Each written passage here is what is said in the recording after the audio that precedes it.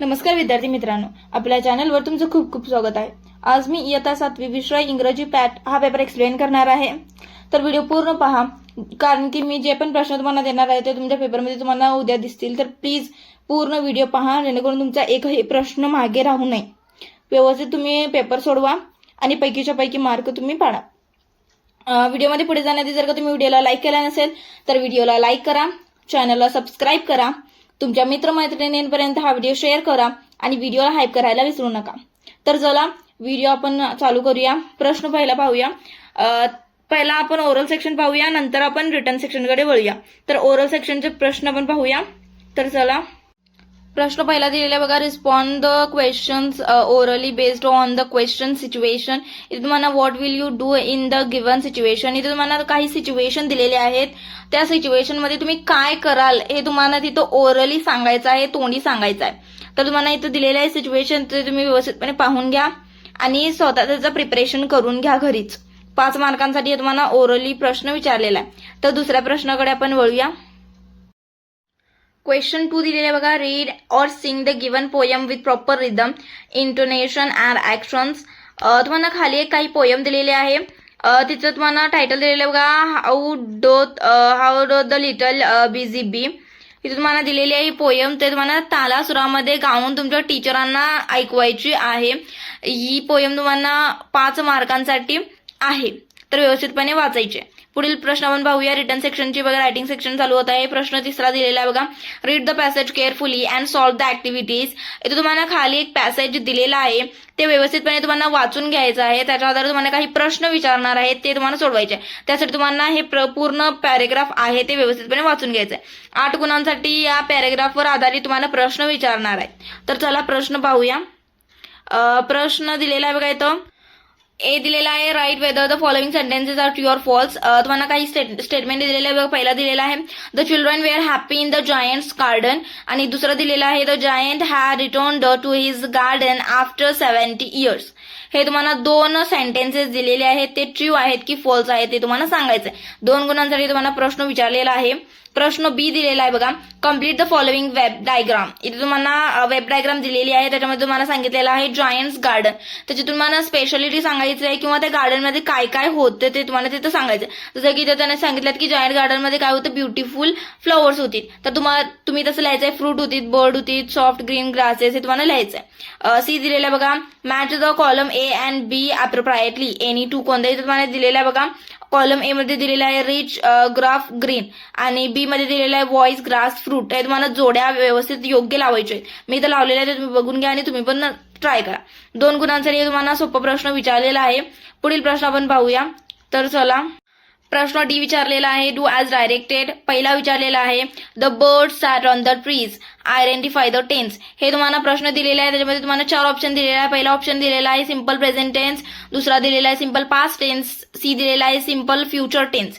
हे तुम्हाला 3 ऑप्शन दिलेले आहेत, त्यापैकी तुम्हाला योग्य ऑप्शन लिहायचं आहे। तुम्हाला वाक्य दिलेलं आहे, त्याचं तुम्हाला काळ ओळखायचंय, कोणत्या काळामध्ये ते लिहिलेलं आहे। दुसरा प्रश्न दिलेला आहे, one day the giant come back. हे तुम्हाला दिलेलं वाक्य आहे, pick out the noun in the sentence. Noun कोणता आहे, नाम कोणता आहे त्या वाक्यातील तुम्हाला लिहायचंय। जायंट हे नाम आहे, तर तुम्ही तिथे लिहायचंय। प्रश्न 4 दिलेला आहे बघा, read the following extract and do the activities. A दिलेला आहे, choose the correct alternative from the given. हे तुम्हाला दिलेलं आहे बघा, आणि त्याच्यामध्ये तुम्हाला ब्रॅकेटमध्ये काही शब्द देणार आहे, त्यापैकी तुम्हाला योग्य शब्द निवडायचा आहे आणि उत्तर लिहायचं आहे। तर पहिला दिलेला आहे बघा प्रश्न, who should not read this poem. हे तुम्हाला दिलेलं आहे, आणि ब्रॅकेटमध्ये तुम्हाला पोएट और रीडर हे तुम्हाला सांगितलेलं आहे, तर त्याचं उत्तर काय येणार आहे, रीडर। दुसरा दिलेला आहे, in what manner does the poet address his reader. पहिला दिलेला आहे पोएट पोलाइटली, आणि दुसरा दिलेला आहे अँग्रीली, तर त्याचं उत्तर काय येणार आहे, अँग्रीली। 2 मार्कांसाठी तुम्हाला सोपा प्रश्न विचारलेला आहे। त्याच्या खाली तुम्हाला पोएम दिलेली आहे, त्या पोएमचं नाव म्हणजे दिलेलं आहे title, please don't read this poem. हे त्या पोएमचं टायटल आहे, तर तुम्ही ते व्यवस्थितपणे वाचून घ्यायचे आहे। पुढील इथे तुम्हाला दिलेले आहे पोएम, ते व्यवस्थितपणे बघून घ्या, त्याचा लेखक कोण आहे, कवी कोण आहेत, आणि त्या टायटल सगळं तुम्ही व्यवस्थितपणे वाचून घ्या आणि त्याचा अर्थ समजायचं ट्राय करा। जेणेकरून तुम्हाला जे पण प्रश्न विचारणार आहेत ते तुम्हाला लगेचच सॉल्व्ह करायला मदत होते. तर चला आपण प्रश्न पाहूया. प्रश्न पहिला दिलेला बी दिलेला बघा, complete the following diagram any two, कोणतेही दोन. पहिला दिलेला, instead of reading the poem the poet suggest his readers to. हे तुम्हाला दोन कॉलम दिलेले आहेत, ते तुम्हाला फिलअप करायचे आहेत. 2 गुणांसाठी तुम्हाला दिलेला आहे. पुढील प्रश्न आपण पाहूया. त्याचं पहिला बघा उत्तर काय दिलेलं आहे, हॅव्हिंग फन, आणि दुसरा दिलेला आहे पोएम नियरली डन. हे 2 उत्तर दिलेलं आहे, तुम्ही तुमचं लिहू शकता. दुसरा प्रश्न आपण पाहूया. प्रश्न सी दिलेला आहे, find the pairs of rhyming words from the poem any one. इथे तुम्हाला रायमिंग पेयर्स म्हणजेच की यमक जुळणाऱ्या जोड्या कोणत्याही तुम्हाला इथं लिहायच्या आहेत. एक पण इथं मी 2 लिहिलेले, तुम्ही बघून घ्या आणि तुम्ही पण लिहायचं. 1 गुणांसाठी तुम्हाला सोपा प्रश्न विचारलेला आहे. प्रश्न 5वा दिलेला आहे, डू ॲज डायरेक्टेड. ए दिलेला आहे, change the following sentence as per instruction. इथे तुम्हाला पहिलं वाक्य दिलेलं आहे बघा, दे आर प्लेइंग. हे वाक्य तुम्हाला दिलेलं आहे सोपा. त्याच्यावर तुम्हाला सांगितलंय की change the sentence into past progressive tense. या काळामध्ये त्या वाक्याला चेंज करायचं आहे, तर तुम्ही व्यवस्थितपणे चेंज करायचं आहे. दुसरा दिलेला बघा, he has passed the examination. Change the sentence into past perfect tense. Past perfect tense मध्ये त्याला चेंज करायचं आहे.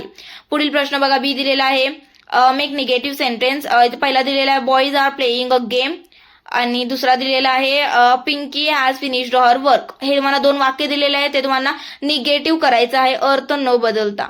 1 गुणांसाठी तुम्हाला प्रश्न विचारलेले आहे. सी दिलेला बघा, identify the underlined verbs in the following sentences as transitive or intransitive. तुम्हाला इथं दिलेला आहे वाक्य पहिला, राईट युअर नेम हिअर. इथं तुम्हाला राईट या शब्दाखाली अंडरलाईन केलेलं आहे. हे तुम्हाला वर्ब ट्रान्झिटिव्ह वर्ब आहे की इनट्रान्झिटिव्ह वर्ब आहे हे तुम्हाला तिथं ओळखायचं आहे. 2 गुणांसाठी हा प्रश्न विचारलेला आहे. दुसरा दिलेला बघा, birds fly in the sky. तुम्हाला फ्लायच्या खाली अंडरलाईन केलेलं आहे, ते तुम्हाला ट्रान्झिटिव्ह आहे की इनट्रान्झिटिव्ह आहे तिथं लिहायचं आहे. पुढील प्रश्न आपण पाहूया. प्रश्न डी दिलेला आहे बघा, identify the underlined objects as directed and indirect in the following sentence. इथे तुम्हाला ऑब्जेक्ट डायरेक्ट ऑब्जेक्ट आहे की इनडायरेक्ट ऑब्जेक्ट आहे ते तुम्हाला लिहायचं आहे. पहिला दिलेला बघा, मिसेस देसाई टीचर्स अस इंग्लिश. इथे तुम्हाला डायरेक्ट ऑब्जेक्ट कोणता लिहायचा आहे आणि इनडायरेक्ट ऑब्जेक्ट कोणता ते लिहायचं आहे. डायरेक्ट ऑब्जेक्ट कोणता येणार आहे, इंग्लिश, आणि इनडायरेक्ट असणार आहे अस. हे तुम्हाला दिलेलं उत्तर ते तुम्ही पाहून घ्यायचं आणि उत्तर लिहायचं आहे. पुढील प्रश्न आपल्याला दिलेला आहे बघा, प्रश्न 6वा दिलेला बघा, read the word picture of a boxer and complete activities.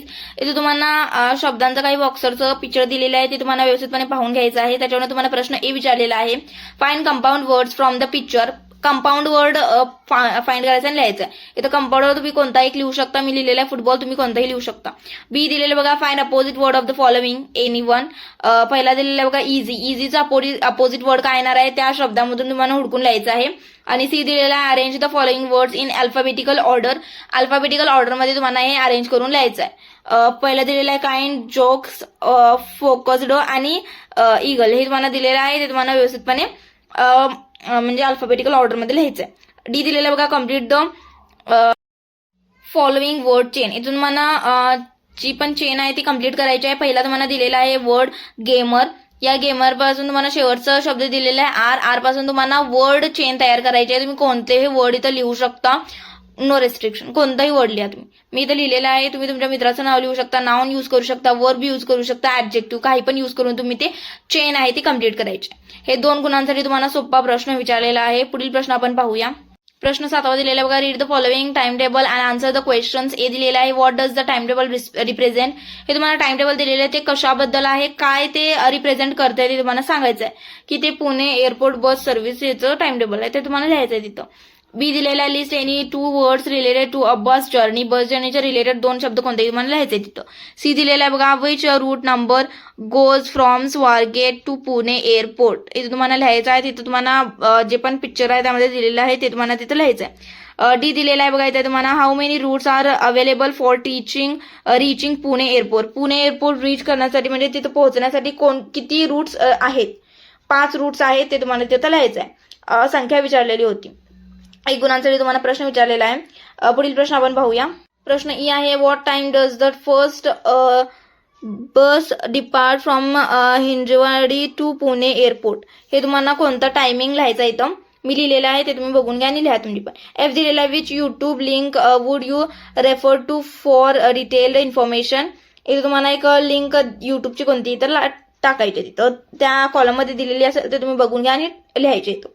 Question 8 दिलेला आहे बघा, read the following passage carefully and transfer the necessary information in the chart given below. तिथे तुम्हाला एक खाली इन्फॉर्मेशन दिलेली आहे, ते तुम्हाला व्यवस्थितपणे वाचून घ्यायचे आहे. त्या आधारे तुम्हाला काही प्रश्न विचारणार आहे, त्याचे तुम्हाला उत्तर द्यायचं. पहिला वाचून घ्या, इथे तुम्हाला पॅरेग्राफ दिसत आहे. त्याच्यानंतर तुम्हाला इथे दिलेला आहे बघा, कंटेंट दिलेला आहे, बर्थ, लँग्वेजेस आणि स्टेट. पहिला रवींद्रनाथ टागोरचं दिलेलं आहे, नंतर कुसुमाग्रज. या दोघांचं पण तुम्हाला तिथं इन्फॉर्मेशन लिहायची आहे. पहिला त्यांचं बर्थ, नंतर त्यांची लँग्वेज, कोणकोणती भाषामध्ये त्यांनी लेखन केलं किंवा त्यांची भाषा कोणती आहे ती, स्टेट, त्या कोणत्या स्टेटमधून बिलॉंग करतात ते पण तुम्हाला तिथं लिहायचं आहे आणि पूर्ण करायचं आहे. मी तिथं लिहिलेलं आहे, ते तुम्ही बघून घ्या आणि तुम्ही स्वतःमध्ये ट्राय करा. पुढील प्रश्न आपण पाहूया. प्रश्न 9 दिलेला आहे बघा, write a note of thanks to your parents on receiving a new bicycle as shown in the diagram. इथे तुम्हाला दिलेली आहे सायकल, त्या तुमच्या मम्मी पप्पानं तुम्हाला गिफ्ट केलेली आहे. त्याच्याबद्दल तुम्हाला तुमच्या मम्मी पप्पांना एक थँकचा लेटर लिहायचा आहे, थँकफुली, म्हणजेच की तुम्ही मला हे दिलं म्हणून त्यांना थँक्स म्हणायचं आहे. ते तिथं तुम्हाला लेटर रिप्रेझेंट करून लिहायचं आहे. 6 गुणांसाठी हे तुम्हाला लेटर दिलेलं आहे, तर व्यवस्थितपणे तुम्हाला ते अटेम्प्ट करायचं आहे. प्रश्न आपला 10वा सुरू होत आहे ट्रान्सलेशनचा. 5 गुणांसाठी ट्रान्सलेशनचा प्रश्न तुम्हाला विचारलेला आहे. ए दिलेला बघा, translate the word into your mother tongue, म्हणजेच की मराठी भाषेमध्ये याला आपण अनुवाद करून लिहायचा आहे. पहिला दिलेला आहे विकड, दुसरा दिलेला आहे रॉक, तिसरा दिलेला आहे हानी, चौथा दिलेला आहे फनी. आणि तुम्हाला 4 शब्द दिलेले आहेत, त्यापैकी तुम्हाला कोणत्याही 2 शब्दांचा अनुवाद मराठी भाषेत करून लिहायचा आहे. प्रश्न बी दिलेला बघा, translate the phrases or expressions into your mother tongue. इथून तुम्हाला काही फ्रेजेस दिलेले आहेत आणि काहीतरी एक्सप्रेशन म्हणजे वाक्य दिलेले, त्याला तुम्हाला आपल्या मराठी भाषेमध्ये अनुवाद करून लिहायचे आहेत. कोणतेही 2, 4 दिलेले आहेत, त्यापैकी कोणतेही 2 तुम्हाला अटेम्प्ट करायचे आहेत. पहिला दिलेला आहे बघा, ग्रेट सायंटिस्ट ऑफ इंडिया. दुसरा दिलेला आहे मेलोडियस साऊंड्स ऑफ मृदंगम. तिसरा दिलेला आहे blue waters of the ocean आणि चौथा दिलेला आहे डिस्कव्हरी ऑफ रामन इफेक्ट. हे तुम्हाला 4 वाक्य दिलेले आहेत, त्यापैकी तुम्हाला कोणत्याही 2 वाक्यांना आपल्या मराठी भाषेमध्ये अनुवाद करून लिहायचे आहेत. 2 गुणांसाठी तुम्हाला प्रश्न विचारलेला आहे. प्रश्न सी तुम्हाला दिलेला आहे खाली, translate the sentences into your mother tongue, म्हणजेच की तुम्हाला खाली काही सेंटेन्सेस देणार आहेत, त्यापैकी तुम्हाला कोणतेही 2 सेंटेन्स देणार आहे, त्यापैकी कोणतेही तुम्हाला 1 सेंटेन्स आपल्या मराठी भाषेमध्ये अनुवाद करून लिहायचा आहे. 1 गुणांसाठी तुम्हाला प्रश्न विचारणार आहे. तर आपण पहिला वाक्य दिलेला बघा, please don't read this poem, आणि दुसरा दिलेला आहे Rabindranath Tagore was a great writer. हे तुम्हाला 2 वाक्य दिलेले आहेत, ते तुम्हाला ट्रान्सलेट करून लिहायचं आहे आपल्या मराठी भाषेमध्ये. कोणताही एक तुम्ही अटेम्प्ट करू शकता किंवा दोन्ही पण अटेम्प्ट केलं तर काही हरकत नाही. व्हिडिओ शेवटपर्यंत पाहण्यासाठी धन्यवाद. जर का तुम्ही व्हिडिओला लाईक केला नसेल तर व्हिडिओला लाईक करा, चॅनलला सबस्क्राईब करा, तुमच्या मित्रमैत्रिणींपर्यंत हा व्हिडिओ शेअर करा आणि व्हिडिओला हाईप करायला विसरू नका. धन्यवाद.